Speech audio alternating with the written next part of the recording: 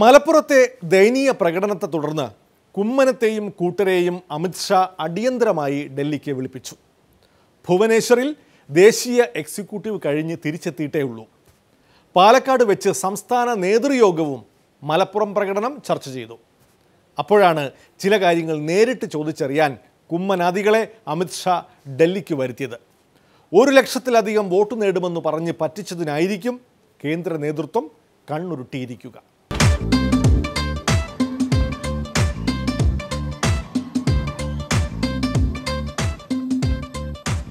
വസു, ദേ തോറ്റ് തുന്നമാടി വന്നിരിക്കുന്നു നിന്റെ മോൻ. അവനെന്തെങ്കിലും തിന്നാൻ കൊടുക്ക്. എന്തെങ്കിലും പോരാ, സ്വപ്പ കനമായിട്ട് തന്നെ വേണം. എന്നാ അമ്മിക്കലത്ത് ഒഴുകിക്കോ. അതും മതിയാവൂന്ന് തോന്നുന്നില്ല. പൊരിഞ്ഞ പോരാട്ടമല്ല, അവസാന ശ്വാസം വരെ പോരാടി തോക്കുന്ന ജയിച്ചതിന് തുല്യമാണ് അമ്മേ. ബിജെപിക്ക് അവിടെ വോട്ടൊന്നും കുറഞ്ഞിട്ടില്ല. പിന്നെ സംഘടനാപരമായി അത്ര വലിയ ശക്തമായ സ്ഥലമല്ല മലപ്പുറം. വോട്ടിംഗ് നില നിലനിർത്താനും കുറച്ച് കൂടുതൽ പിടിക്കാനും സാധിച്ചിട്ടുണ്ട്. സംഘടനയെ സംബന്ധിച്ചിടത്തോളം യാതൊരു വിധ ദൗർബല്യമോ പരാജയമോ ഒന്നും സംഭവിച്ചിട്ടില്ല. ചെസ് മത്സരത്തിൽ ഞാൻ അവനെ തറ പറ്റി. തലപ്പന്തുകളിലും ചീട്ടുകളിലും തോറ്റപ്പോഴും നീ ഇത് തന്നെ പറഞ്ഞത്. അത് പിന്നെ ഞാൻ ഒരുത്തം മാത്രം വിചാരിച്ചാ മതിയോ? കൂടെയുള്ള കോന്തന്മാരും കൂടെ വിചാരിക്കണ്ടേ? ചെസ്സിനാവുമ്പോ എന്റെ മണ്ട മാത്രം മതിയല്ലോ. ഭാരതീയ ജനതാ പാർട്ടിയുടെ ദേശീയ അധ്യക്ഷൻ അമിത്ഷാജിയുമായി കേരളത്തിലെ ബിജെപി നേതാക്കൾ സംഘടനാപരമായ പ്രവർത്തനങ്ങൾ ശക്തിപ്പെടുത്തുന്നതിനെക്കുറിച്ച് വളരെ വിശദമായ ചർച്ചകൾ നടത്തുകയുണ്ടായി. 2019 നടക്കാൻ പോകുന്ന പാർലമെൻറ്റ് തെരഞ്ഞെടുപ്പിൽ ബിജെപിയുടെ സ്ഥാനാർത്ഥികൾ വിജയിക്കാൻ ആവശ്യമായിട്ടുള്ള സംഘടനാ പ്രവർത്തനം ശക്തിപ്പെടുത്താൻ ഏതു തരത്തിൽ സാധിക്കും എന്നുള്ളതിനെക്കുറിച്ചുള്ള വിശദമായ ചർച്ചകളാണ് പ്രധാനമായും നടന്നു. എന്തുകൊണ്ട് നമ്മൾ തോറ്റു എന്നുള്ളത് ലളിതമായിട്ടങ്ങ് പറഞ്ഞാൽ എന്താ? കോട്ടപ്പള്ളിക്ക് മനസ്സിലായോ? എങ്കിലും ഒന്ന് പറഞ്ഞു തന്നാട്ടെ, നമ്മൾ എന്തുകൊണ്ട് തോറ്റു? ഞാനൊരു സത്യം പറഞ്ഞ് വിശ്വസിക്കൂ. മുസ്ലിം ലീഗിൻ്റെ ഏറ്റവും ശക്തമായിട്ടുള്ള സ്ഥലമായിട്ടുള്ള മലപ്പുറത്ത് അവർ ജയിക്കുന്നത് വളരെ സ്വാഭാവികമാണ്. ആൻറ്റി മോഡി സെൻറ്റിമെൻറ്റ് ശക്തമായി നിലനിൽക്കുന്ന ഒരു സംസ്ഥാനത്തിൽ എല്ലാവരും അവരെ സഹായിച്ചു. ഡൽഹിക്ക് അടിയന്തരമായി വിളിപ്പിച്ചെന്ന വാർത്തകൾ കുമ്മനം നിഷേധിക്കുകയാണ്.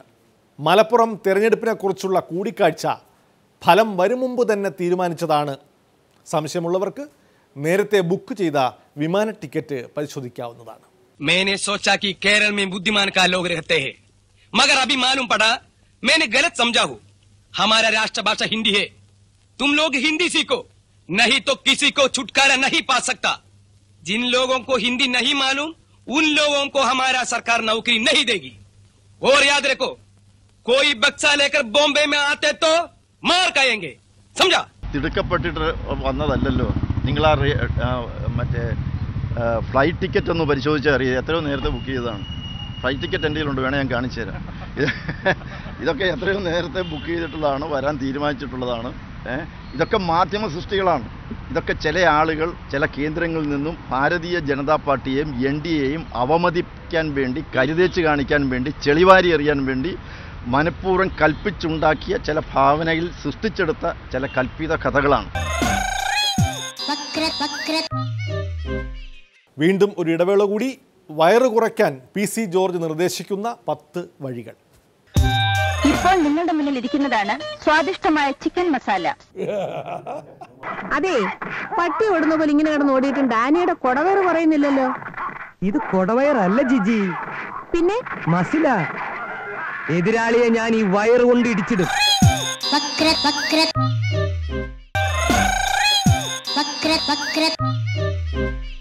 ഉമ്മൻചാണ്ടിയുടെ തലമുടി, K മുരളീധരൻ്റെ മൂക്ക്, രമേശ് ചെന്നിത്തലയുടെ കവിൾ തുടങ്ങിയവ പോലെ കുടവയറാണ് കാർട്ടൂണുകളിലും കാരിക്കേച്ചറുകളിലും PC ജോർജിൻ്റെ ഹൈലൈറ്റ്. അത് ജോർജിനും അറിയാം. അതിനാൽ വയറ് കുറയ്ക്കാനുള്ള വ്യായാമ മുറകളിൽ ഏർപ്പെട്ടിരിക്കുകയാണ് PC ജോർജ്. കുടവയർ കുറയ്ക്കാൻ മറ്റുള്ളവർക്കും അനുകരിക്കാവുന്ന പൂഞ്ഞാർ MLA നിർദ്ദേശിക്കുന്ന 10 വഴികൾ ഇതാ.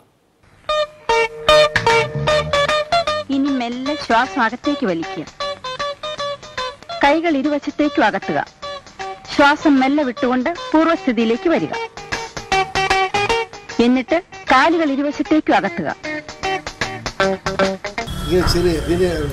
രണ്ട് കൈ അതിനടിയിൽ പുറകോട്ട്, പിന്നെ കാല് ഇങ്ങനെ ഒരു പതിന് തുടങ്ങി, പിന്നെ പുറകോട്ട് ഇങ്ങനെ.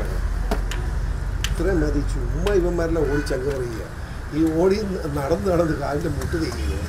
കഴുത്ത് മുകളിലേക്കും വീണ്ടും താഴേക്കും കൊണ്ടുവരിക. വീണ്ടും പൂർവ്വസ്ഥിതിയിലേക്ക് വരിക. കാലുകൾ രണ്ടും തറയിൽ ഉറപ്പിച്ച് നിവർന്നു നിൽക്കുക. കണ്ണിൻ്റെ എങ്ങനെ 2 എക്സസൈസ് പഠിച്ചോളൂ പിള്ളേരെ. മോള് നോക്കാം.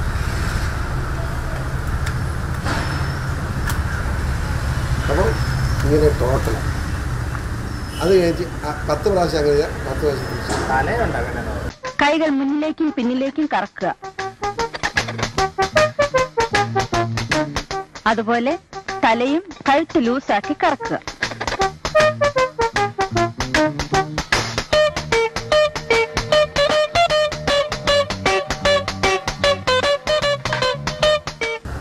തലയുടെ അങ്ങനെയല്ല, തലയുടെ ഇങ്ങനെ ഇരുന്നിട്ടേ ഇങ്ങനെ കംപ്ലീറ്റ് ഇങ്ങനെ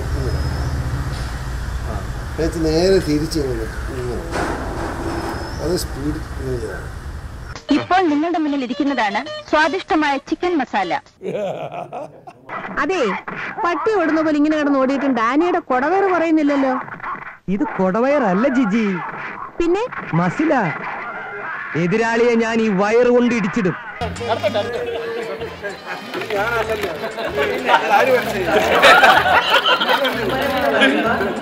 പേര് വെച്ചിട്ടില്ല.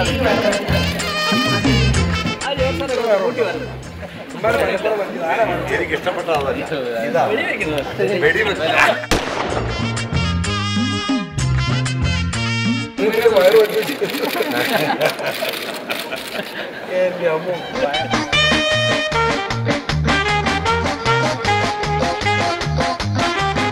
ഇച്ചിരി വയറ് കൂടി പോയി. അകലെ നിന്ന് പക്ഷേ അകലെ നിന്ന് വളരെ കറക്റ്റാണ്.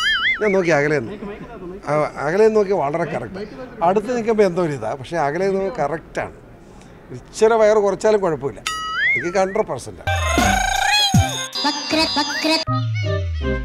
മോഹൻലാലിനെ പരിഹസിച്ച ബോളിവുഡിലെ സ്വയം പ്രഖ്യാപിത സിനിമാ നിരൂപകനും നടനുമായ KR ഖാന് മലയാളികളുടെ വക ട്രോൾ പൊങ്കാല.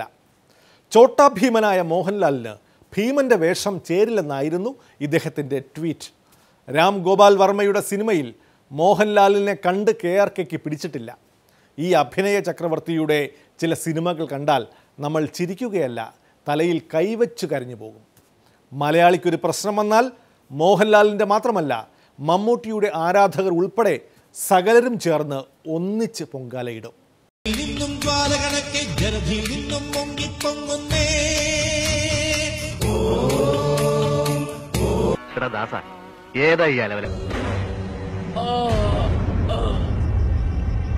मगर क्यों? जब तक मैं इन देशद्रोहियों को मारकर हिंदुस्तान की जमीन को पवित्र ना कर दूं, कोल्ले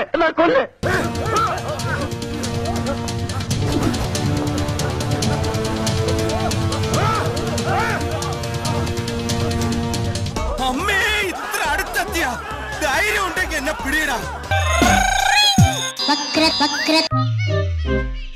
സമൂഹ മാധ്യമങ്ങളിലെ മലയാളിയുടെ തെറി അഭിഷേകം കണ്ട് KRK ഞെട്ടിയിരിക്കുകയാണ്.